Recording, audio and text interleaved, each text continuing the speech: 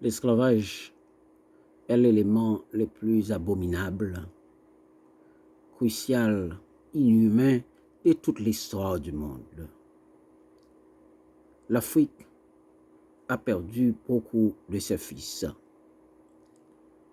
Certains sont réduits en esclavage et d'autres sont tués au cours de la traversée. Des gens assoiffés de l'argent, oubliant tout scrupule, mangent leurs semblables et disent n'importe quoi pour appuyer leur forfait. Même les écrivains les plus habiles les avaient supportés. Écoutons un témoin, un historien, un critique de l'histoire de l'esclavage.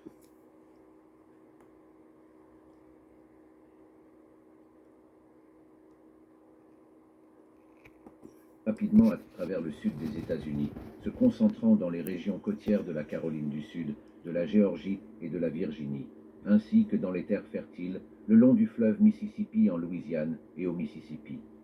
Le recensement des États-Unis de l'an 1860 enregistra une population esclave de près de 4 millions, la majorité vivant et travaillant dans les quelques 46 200 plantations du Sud. En Louisiane, le nombre d'esclaves passa d'environ 4 000 en 1720 à plus de 330 et 1 000 en 1860, dont beaucoup travaillaient dans les tristement célèbres plantations de canne à sucre de l'État. La plantation Whitney à Wallace, en Louisiane, qui est aujourd'hui un musée dédié à l'histoire de l'esclavage, est un rappel frappant de la brutalité et de l'ampleur de la traite des esclaves. Comme l'écrivit l'ancien esclave et abolitionniste Henry Bibb dans son autobiographie de 1849, l'esclavage est un système d'inhumanité, fondé dans le sang, entretenu dans le sang, et qui ne peut être aboli que par le sang.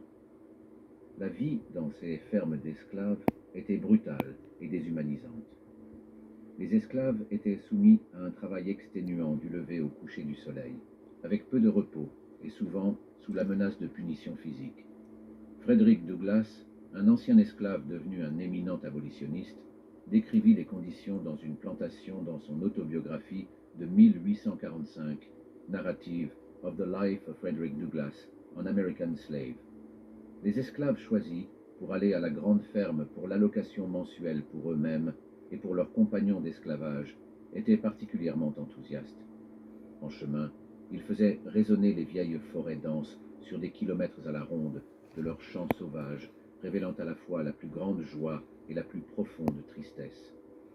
Le récit vivant de Douglass sur les chants des esclaves met en lumière les émotions complexes qu'ils éprouvaient, un mélange doux amer de joie et de tristesse qui caractérisait leur quotidien.